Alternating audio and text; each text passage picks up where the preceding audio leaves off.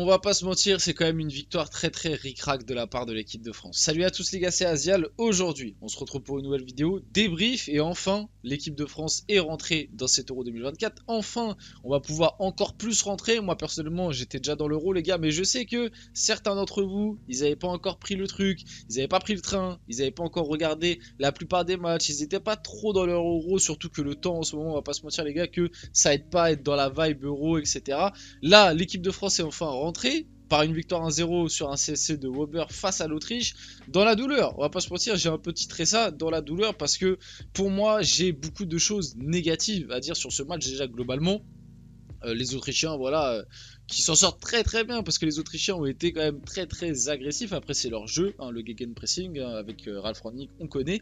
Mais j'ai aussi beaucoup de choses négatives à dire sur cette équipe de France parce que moi, personnellement, j'ai vu pas mal de gens se dire bon, ça va, on a gagné, on connaît, c'est du Deschamps, on a été solide. Moi, je suis pas satisfait. Moi, je suis désolé, je suis pas satisfait du tout par cette victoire 1-0 de l'équipe de France sur un CSC de Weber, sachant que à des moments, t'as souffert et t'aurais pu le prendre le but toi-même du 1-0 parce que Maignan sort une parade exceptionnelle et t'aurais pu te prendre l'égalisation en fin de match parce que sur la deuxième mi-temps t'as énormément souffert. Moi je vais rester cohérent dans ma logique, j'ai critiqué l'Angleterre quand ils ont gagné 1-0 grâce à Bellingham et qu'après ils avaient rien montré. Je vais critiquer l'équipe de France parce qu'ils ont fait pour moi la même chose, c'est à dire qu'à partir du moment où il y a eu le 1-0, après ça a plié ça a plié bagage quoi, c'est à dire que on reste derrière, on défend, on subit et puis on tient, et puis après t'as très peu proposé. Bref, moi je suis très déçu de ce match personnellement. Avant que la vidéo commence, n'hésitez pas à la liker, à commenter, à partager et à vous abonner, ça fait toujours plaisir et ça aide pour le développement de la chaîne. Et nous, on va pouvoir y aller dès maintenant. Donc bon, commençons par les compositions. Et ça va me permettre aussi de développer un petit peu sur le jeu et les joueurs tout simplement de cette équipe de France. Et après on verra l'Autriche. Maignan au cash qui a été très bon. La charnière Upamecano Saliba. Alors moi j'ai vraiment milité pour avoir Saliba titulaire. Maintenant je voulais l'avoir avec Konaté personnellement parce que pour moi Upamecano Saliba c'est des profils quand même qui se ressemblent énormément. Alors ça peut fonctionner. Sur ce match-là, on va dire que ça s'est quand même plutôt bien passé, mais sur certaines phases de jeu, tu sens que ça peut être un peu léger et que si l'Autriche était aussi moins maladroite, peut-être que tu aurais pu beaucoup plus souffrir. Les latéraux qui, je trouve, ont été très bons les deux. Koundé, Théo Hernandez, surtout Théo Hernandez qui a été vraiment très bon, on va le voir juste après. Sur la première mi-temps, limite, j'ai envie de dire, c'est le joueur français le plus dangereux sur la première mi-temps, si on doit être honnête. Kanté au milieu de terrain, Rabiot, Griezmann, Kanté et Rabiot ont été très fort, surtout N'Golo Kanté, d'ailleurs qui a fini homme du match. N'Golo Kanté qui, voilà, il bougera pas les gars. De toute façon, moi je vous l'avais dit, même sans montrer ce niveau de performance là, si Didier Deschamps a appelé N'Golo Kanté, c'est qu'il comptait le mettre titulaire et N'Golo Kanté lui rend très bien. Il a été très bon lors des 2 matchs de prépa. Là il plie encore une masterclass, il ne bougera pas. Je sais pas si quand Tchouaméni sera apte, comment Deschamps va animer le truc, s'il va vouloir remettre Tchouaméni ou pas, mais Kanté il a fait un match encore une fois exceptionnel et Rabiot a aussi été très fort alors que pourtant il revenait de blessure, il n'était pas on va dire apte à 100% parce qu'on l'a vu, il est même sorti à la 70e alors qu'en vrai je pense que si il était apte, il aurait fait tout le match parce qu'il était vraiment très fort. Donc voilà, Griezmann donc dans ce rôle de milieu de terrain mais qui est un petit peu plus haut, qui a été quand même un peu plus haut je trouve dans la plupart du temps, qui m'a déçu personnellement. Et globalement les 4 offensifs en fait avec Griezmann dedans m'ont déçu, et j'ai vu cette analyse là de la part de pas mal de gens et en vrai je suis en accord avec ça, c'est à dire que les 7 de derrière en comptant Maignan du coup, donc Rabiot, Kanté, les 4 défenseurs et Maignan, je suis satisfait, je trouve que c'est des bons matchs. Et les 4 de devant avec Griezmann, Dembélé, Thuram, Mbappé, je trouve que c'est des matchs décevants ou moyens. Et encore, je vais être gentil avec Mbappé parce que si on doit être honnête, Mbappé je trouve pas qu'il fait un match de fou, mais c'est le seul qui t'apporte réellement du danger dans cette attaque. Et c'est pour ça que c'est inquiétant parce qu'on va le voir juste après vis-à-vis de son nez, cassé. Comment va faire l'équipe de France soit Mbappé dans l'animation et tout, j'ai très peur parce que moi je le dis, Griezmann il a fait 2 matchs de prépa pas bons.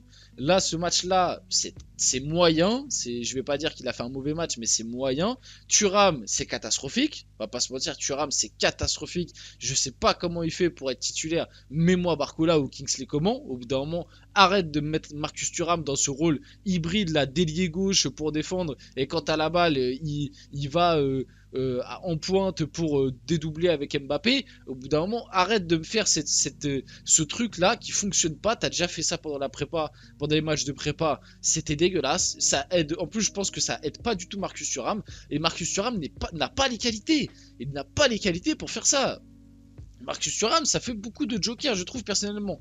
Et Dembélé de l'autre côté, qui a été dans un mauvais soir. Et en fait, c'est ça le souci de Dembélé, c'est que c'est pile ou face. Quand il est dans un bon soir, il va tout réussir ou quasiment tout, et il va te faire des différences énormes. Et quand il est dans un mauvais soir, il va rien réussir, même des passes simples, il va te les rater. Et le match de Dembélé est abominable, encore une fois, malheureusement.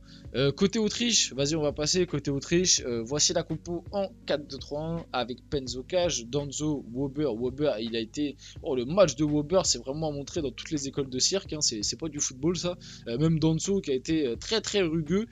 Poche latéral droit, Mouené latéral gauche qui moi j'ai trouvé plutôt bon. Je trouve qu'il a été agressif et tout, mais en vrai il a souvent remporté ses 1 contre 1 contre Dembélé, donc trouve plutôt bon. Sabitzer, Sewald, Baumgartner, Leimer, Grilic et Gregoritsch devant. Cette équipe autrichienne qui voilà, tu sens qu'elle est coachée par le Ralf Rangnick. Le gen pressing c'est absolument exceptionnel, leur qualité de pressing c'est vraiment à mettre en avant. Le souci que j'ai trouvé avec cette équipe c'est qu'en fait ça presse très bien mais avec le ballon ça ne sait pas quoi faire. Ça, franchement, si ils avaient été aussi efficaces avec le ballon que dans leur qualité de pressing, pour moi cette équipe autrichienne a bat l'équipe de France là lors de ce match, hein, si on doit être honnête, parce que leur qualité de pressing, leur agressivité, alors bon, des fois, il y avait peut-être un peu trop d'agressivité, on va le voir juste après avec Antoine Griezmann et Mbappé. Mais globalement, le nombre de ballons récupérés sur des pressings qu'ils ont eu, tu sens que c'est travaillé et que c'est très bien travaillé. Mais le gros défaut, c'est qu'avec le ballon, bon après, t'as peut-être pas aussi la qualité, t'as peut-être pas aussi la même qualité de joueur avec la balle, mais avec le ballon, cette équipe n'a rien proposé et même un déchet technique avec le ballon abyssal. Bon après aussi, c'est peut-être parce que l'équipe de France a été solide défensivement. Ça peut jouer aussi. Je vais pas faire, je vais pas me battre là-dessus, on va dire. Mais bon, globalement, quand même déçu de cette équipe autrichienne avec le ballon. Point faible, trop fort, Théo Hernandez qui, comme je l'ai dit un peu plus tôt, pour moi, ça a été le danger numéro 1 de l'équipe de France en première mi-temps. L'arrêt de Mike Maignan juste avant le but de la France, merci Mike. Cet arrêt, je trouve qu'il est très très sous-coté parce qu'on nous a dit oui, mais je crois qu'il y avait hors-jeu. Les gars, j'ai regardé l'action, il n'y a absolument pas hors-jeu. L'arrêt est exceptionnel, exceptionnel l'arrêt du pied. Même si pour moi, l'attaquant autrichien doit faire mieux, l'arrêt est exceptionnel et juste après cet arrêt, dans la continuité de l'action, parce qu'en plus du coup, petite erreur d'arbitrage, mais normalement il y a corner, l'arbitre décide de siffler dégagement, enfin voilà, oui, dégagement pour la France. Et sur l'action juste après, il y a but de l'équipe de France. Donc l'Autriche aurait pu mener 1-0. Et là, pour moi, le match aurait peut-être été différent et tu te serais mis en grande difficulté parce que ça aurait été la configuration idéale pour l'Autriche qui, dans leur qualité de pressing et tout, aurait pu te faire très très mal. Donc c'est passé à pas grand chose. Et c'est pour ça que je vous dis que moi, je suis très déçu par cette prestation de l'équipe de France personnellement. Le but contre son camp de Maximilian Wöber qui permet à la France d'ouvrir le score, ça vient d'un beau travail d'Mbappé sur le côté droit qui va venir déborder, centrer, et Wöber qui défend n'importe comment. De toute façon, je trouve qu'il a été mais catastrophique. Au-delà, déjà, il doit prendre rouge. Honnêtement, avec le nombre de fautes qu'il fait, le nombre de fautes débiles qu'il fait, il doit prendre rouge. C'est lui qui pousse Antoine Griezmann dans le panneau publicitaire.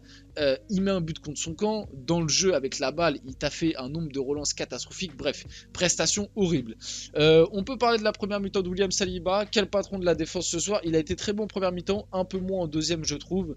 Globalement, comme j'ai dit, la charnière, ça a été, mais je préférais voir un Konaté associé avec l'un des deux, avec Saliba de préférence. Donc William Saliba sur la première mi-temps, 100% de duel gagné, 100% de tacle réussi, de dégagement, 92% de passes réussies, exceptionnel. Par contre, c'est vrai qu'il a été utile pour casser certains pressings avec sa qualité balle au pied. Plusieurs fois, il a envoyé des petits crochets aux attaquants qui ont permis à l'équipe de France de mieux repartir. Le boulot de ces deux-là en première mi-temps, voilà, comme j'ai dit un petit peu plus tôt, ils ont été exceptionnels. Pour moi, ils ont gagné leur place et ça va être très dur pour Tchouaméni de réintégrer cette équipe. Kanté, homme du match, rien à dire. Antoine Griezmann poussé contre le panneau publicitaire, ça, comme je vous dis un petit peu juste avant, c'est le genre de truc qui, bon, Voilà, hein, dans la douleur, ça, je pense que ça résume bien. Ce gros raté de Kylian Mbappé, ça montre aussi qu'il n'est pas encore en forme et que son match est pas ouf, même si, en fait, c'est triste à dire parce que son match est pas bon, il est pas ouf, c'est très très moyen surtout à l'échelle d'Mbappé, mais c'est le meilleur joueur français offensivement. Donc ça, je trouve que ça résume bien quand même le souci de cette équipe de France. En plus, il y a eu ce gros choc pour Mbappé. Donc Kylian Mbappé quitte le terrain après un gros choc au nez avec Danso. Le nez pourrait être cassé. On a un peu plus d'infos par rapport à ça. Mais je vous prépare une vidéo exprès, enfin spéciale pardon. Marcus Thuram, ça fait beaucoup de jokers là non. Moi, je le mettrai sur le banc. Je suis désolé. Là, il a enchaîné un nombre de mauvaises prestations d'affilée. Et là, sur ce match-là, il a été absolument horrible. Même au bout d'un moment, tu as des occasions. Mêlée, tente, frappe, fais un truc, je sais pas, t'es un numéro 9, t'es un attaquant, fais quelque chose. Officiel, N'Golo Kanté élu homme du match, par rapport à ça, rien à dire. La France n'a jamais perdu en compétition majeure avec N'Golo Kanté sur le terrain, ça c'est assez incroyable. Et pour finir, la France a remporté chacun de ses 6 derniers matchs d'ouverture en compétition majeure, Coupe du Monde plus Euro. Et on va finir la vidéo là-dessus. J'espère que cette vidéo vous a plu, si c'est le cas, n'hésitez pas à la liker, à commenter, à partager, à vous abonner les gars, c'était Asial, on se retrouve très rapidement pour une prochaine vidéo.